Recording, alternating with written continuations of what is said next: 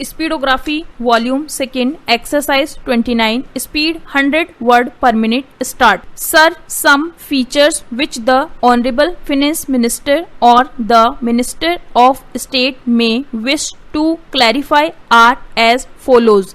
There is a need to recognize the rise in prices of goods and services of daily domestic consumption, which is the housewife's dilemma. How to reconcile this dilemma with claims of drop in inflation, which could seem incredulous to the common person and may be explained in a layman's terms when the Honorable Finance Minister gives the reply. The instant opinions which were being expressed by the so-called experts and corporate chiefs while the Honorable Finance Minister was still presenting the budget in the Lok Sabha have become annual events and are not given much credence by the people who listen to this instant wisdom, except the media, which find the budget a bit complicated. Para. The Finance Minister may kindly share with the House some fallback options if unanticipated but not unusual events were to occur. For example, there are windfall gains from the fall in crude oil prices, which began to gradually rise again.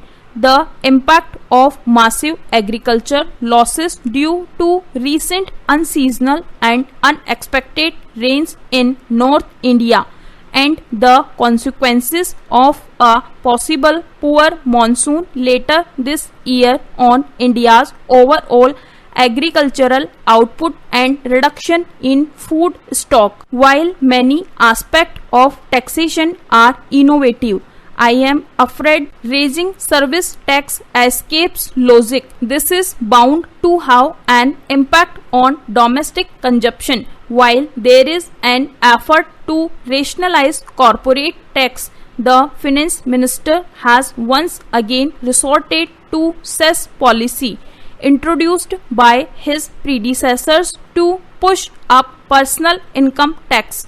Para. Sir, this is unfortunate and a bit retrograde.